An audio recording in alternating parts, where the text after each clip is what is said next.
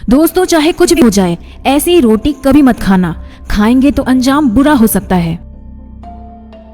ऐसी दिखने वाली रोटियां आपकी जान ले सकती हैं। ये रोटी नहीं, आपके लिए काल है, काल। जानिए कैसे। दोस्तों, कहते हैं कि घर की रोटी खाने से व्यक्ति को जो ताकत मिलती है वो बाहर के खाने से कभी नहीं मिल सकती। दोस्तों, अब इसमें कोई शक नहीं है कि घर का खाना बाहर के खाने से कई ज्यादा पौष्टिक और स्वादिष्ट होता है।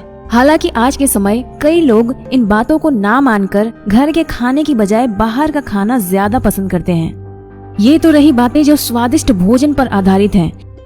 लेकिन यहाँ पर हम रोटी के बारे में बात करेंगे।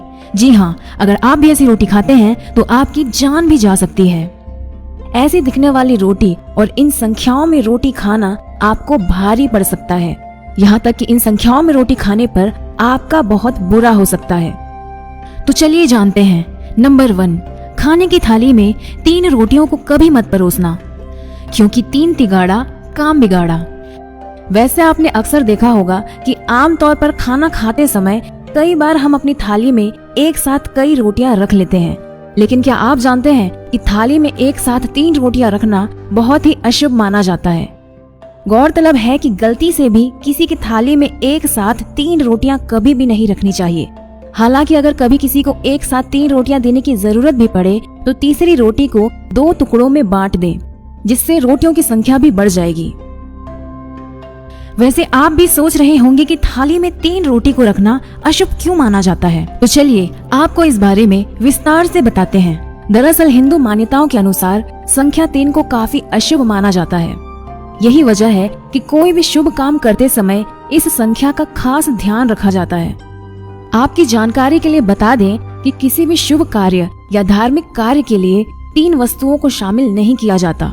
ऐसे में खाना परोसते समय इन नियमों का पालन करना बहुत जरूरी है।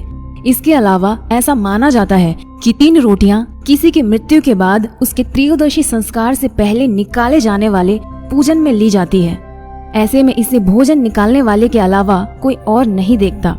यही वजह है कि किसी भी व्यक्ति की थाली में 3 रोटियां रखना मृतक के भोजन के समान माना जाता है। इसके साथ ही 3 रोटियां खाने से व्यक्ति के मन में शत्रुता के भाव भी उत्पन्न होते हैं। आपको बता दें कि इसके पीछे केवल धार्मिक ही नहीं बल्कि वैज्ञानिक कारण भी है। जी हाँ दोस्तों, अगर खास विशेषताओं की माने तो किसी भी व्यक्ति के भोजन में 2 रोटियां, 1 कटोरी दाल, 50 ग्राम चावल और 1 कटोरी सब्जी अनिवार्य होती है, जिसे कि एक व्यक्ति के लिए संतुलित आहार माना जाता है। इससे व्यक्ति को काफी मात्रा में ऊर्जा प्राप्त होती है। वहीं हम खाने के साथ जो अन्य चीजें खाते हैं उससे भी हमारे शरीर को कई तरह के पोषक तत्व मिलते हैं।